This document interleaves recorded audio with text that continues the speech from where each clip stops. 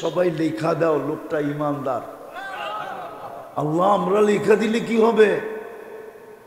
তোমরা লেখা দিতে দেরি, আমি নিচে জান্নাত লেখা দিতে দেরি করব না। কেননা জান্নাতের গেটে লেখা আছে লা ইয়াদখুলুহা ইল্লাল মুমিন, মুমিন ছাড়া এখানে কেউ ঢুকবে না।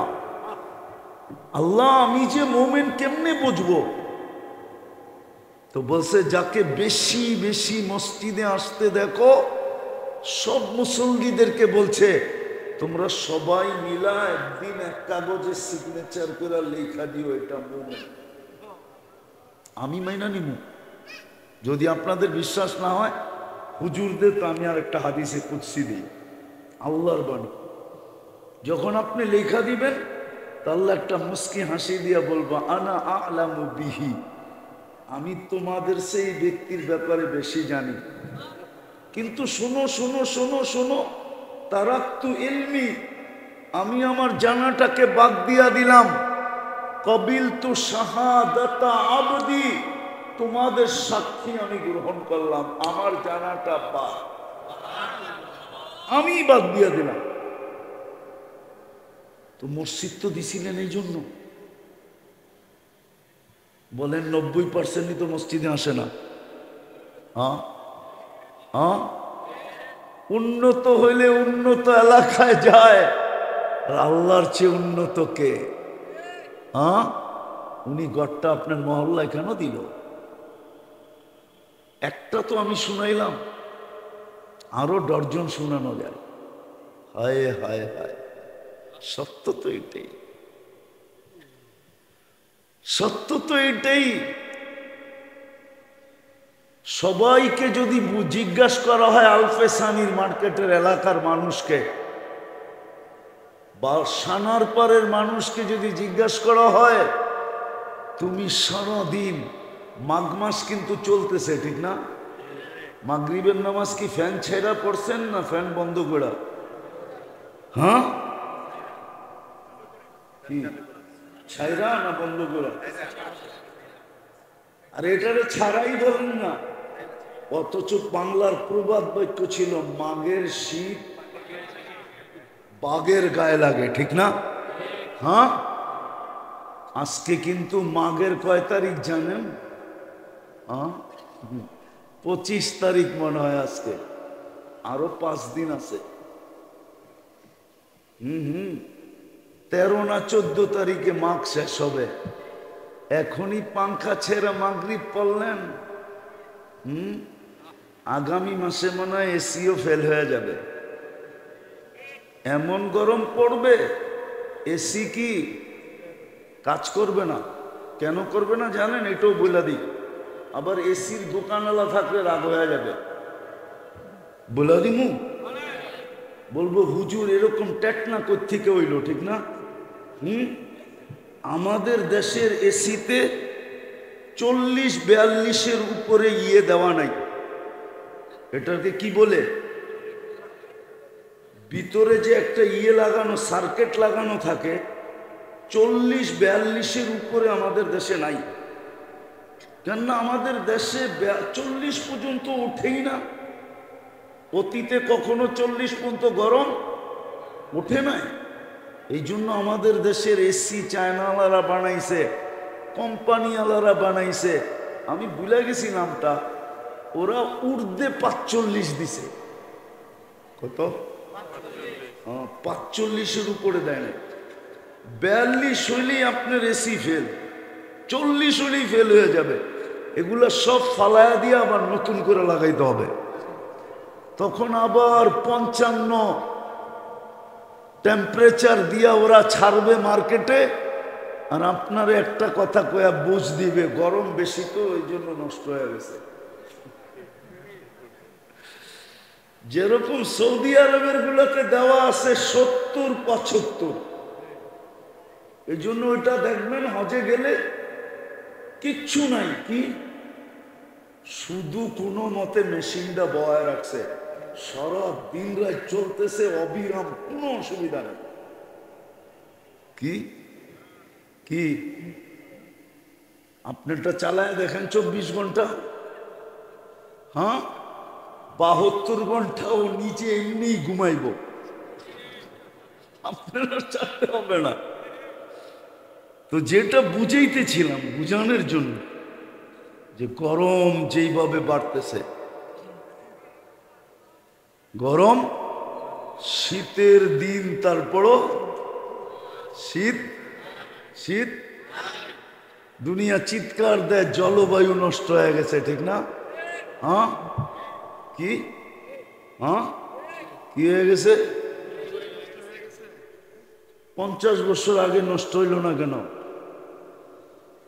জলবায়ু নষ্ট হয় না, আমল নষ্ট হয়ে গেছে। এটা কেউ মানতে রাজি না, সবাই মানতে রাজি জলবায়ু নষ্ট হয়ে গেছে। আরে জলবায়ু নষ্ট হয় নাই। জলবায়ু যদি নষ্ট হইতো তাহলে বিজ্ঞান আমাকে বলুক না সূর্য 1 ইঞ্চি নিচে চলে আসছে, আকাশ 2 ইঞ্চি নিচে নেমে গেছে, জায়গাটা তো জায়গায় আছে, হ্যাঁ না নিচে নেমে আসছে? হ্যাঁ ওলামা মানবো না, নাহলে শুনাই দিই, মানুক আর না মানুক। এক কিতাবে পাইছি আমি, আল্লাহ নিচে বলতেছে লাউ কদ্দামতু শিবরান লামুত্তুম জামিয়া, যেইখানে রাখছি 1 বিঘা নামায়া দিলে তোমরা মরে যাবে। বলছে আল্লাহ কিভাবে মরবো? তো লেখনেওয়ালারা লেখছে চর্ম ক্যান্সারে মরে যেত, সব মানুষের চর্ম ক্যান্সার। আপনি জানেন সূর্যের আলোটা দুনিয়াতে কিভাবে আসে, কয়বার ফিল্টার হয় জানেন? ও আপনি মনে করছেন আপনার ঘরের পানিটাই ফিল্টার করে খান, ঠিক না? সূর্যের আলোটা ডাইরেক্ট আসে না, 3 বার ফিল্টার হয়, তারপরে আসে। তারপরে 3 বার কুদরত দিয়ে আলোটাকে ফিল্টার করেন, তারপরে দুনিয়াতে পাঠান, যাতে চামড়ায় ক্যান্সার না হয়। একটা সরায়া দিতে দেরি, আপনি চর্ম ক্যান্সার হতে দেরি হবে না। যাকে এটা আমার বুঝানোর বিষয় না, আমার বুঝানোর বিষয় হলো যেমন দিছেন তেমন ফেরত দিতে হবে। এটার জন্যই বাজেট ব্যয় করতেছে, যেন হুকুম মাইনা যেমন দিছে তেমন ফেরত দিতে পারে। হুকুম মাইনা, আল্লাহর হুকুম যে মানবে, আল্লাহর হুকুম যে মানবে সেই নিজেকে ফুটাইতে পারবে, আর ফুটবে তো দাবি পূরণ হবে। মানুষ হিসাবে তুমি নির্বাচিত, মানুষ হিসাবে রিটার্ন চাই। মুসলমানের ঘরে তুমি নির্বাচিত, মুসলমান হিসাবে তোমার রিটার্ন চাই। নাইলে কোরআন কেন বলতো?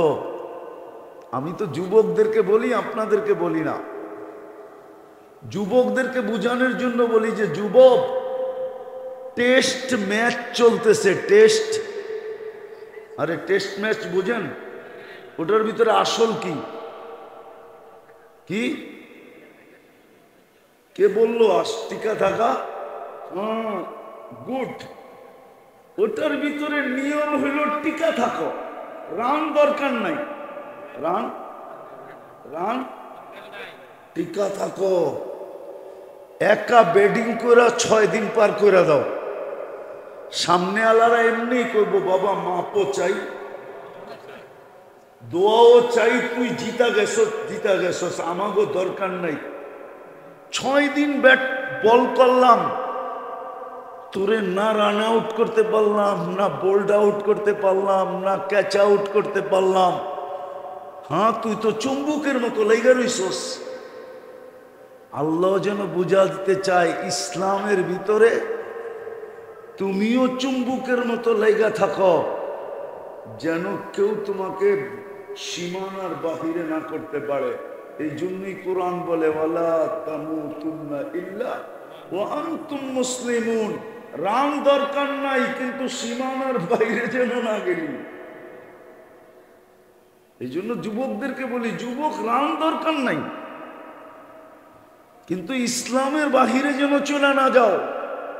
কেননা তোমাদের কর্ম মাঝে মাঝে দেখা যায়, ফতুয়া যদিও আমরা দিতে পারি না, কিন্তু দিলে বড় ধাক্কা দেয়। আমার সমাজের দিকে তাকাইলে মাঝে মাঝে দিলে বড় ধাক্কা দেয়, কিন্তু ফতোয়া দিতে পারি না।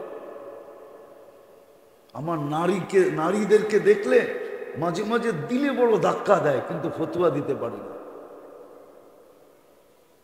দিলে বড় ধাক্কা দেয়। এই জন্য আমি বলি, রানের দরকার নাই, তুমি ইসলামের সীমানার ভিতরে থাকো,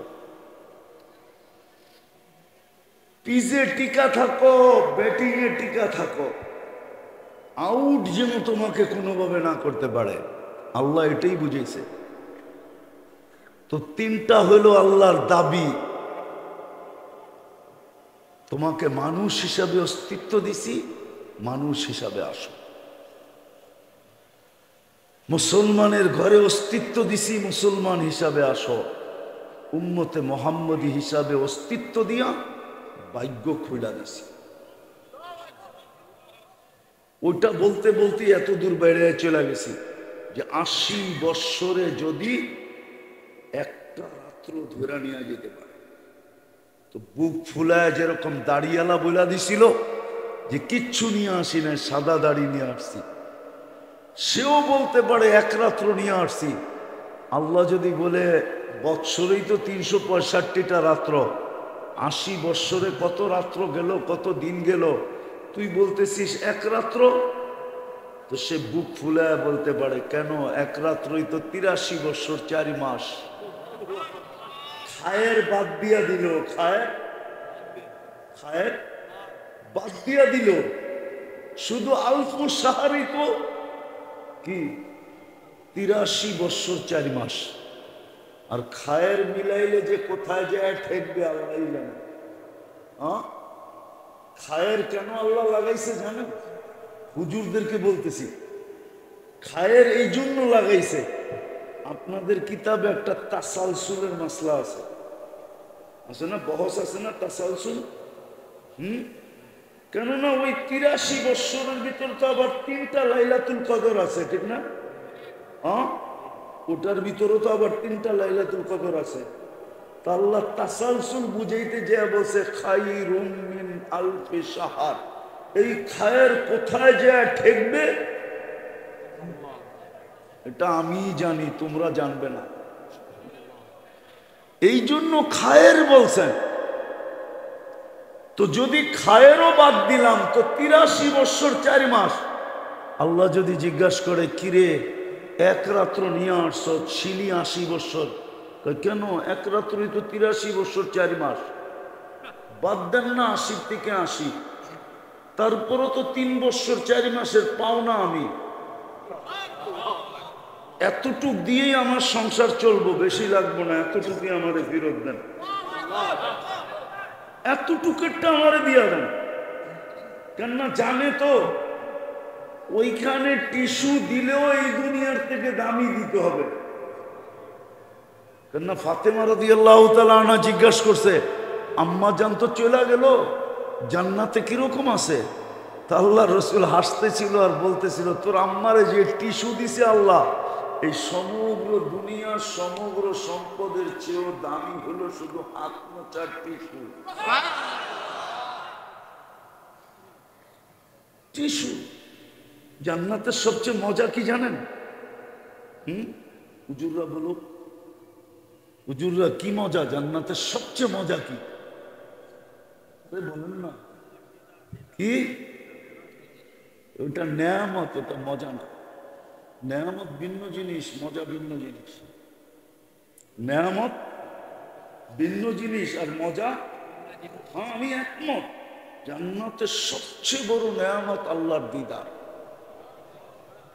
কেননা আল্লাহর দিদার যখন হবে, যখন আল্লাহকে দেখবে, যতবার দেখবে অতবারই হুসন জামাল বেড়ে যাবে, রূপরেখা বেড়ে যাবে।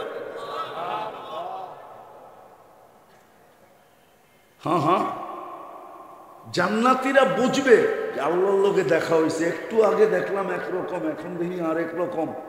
তো জিজ্ঞাসা করবে একটু আগের থেকে তো আরো সুন্দর হয়ে গেলেন, কারণটা কি? জুরনা রব্বানা, আল্লাহর লোকে দেখা হয়েছে, ফাজদাদা হুসনা ওয়া জামালা, হুসন রূপ বেড়ে যাবে। এটা সবচেয়ে বড় নেয়ামত। কিন্তু জান্নাতের সবচেয়ে বড় মজা কি জানেন? জান্নাতের সবচেয়ে বড় নেয়ামত দুটা। কয়টা? দুটা। প্রথম হলো মা তাস্তাহি আনফুসুকুম, মনে যা চাবে তা মিলবে। মনে, মুখ দিয়া না, জান্নাতে মুখে চাওয়া নাই, মনে আসতে দেরি, মিলতে দেরি হবে না, যা চাবে তা মিলবে। দ্বিতীয় মজা কি জানেন? চোখে যেটা লাগবে ওটাই আমার। চোখে লাগতে দেরি, মিলতে, আজকে চোখে লাগে কিন্তু বেশি চাইলে জুতা দেখায়। চোখে নাইলে কয় কেন বুড়া হইলে কি মনটা তো জোয়ান, ঠিক না? চোখে লাগে কিন্তু বারবার কি তাকান যায় না, তাকাইলেই গালি। নাইলে যুবকরা বুঝবে কতবার জুতা দেখছে এই পর্যন্ত, ওরা করে জিজ্ঞেস করলে পাওয়া যাবে।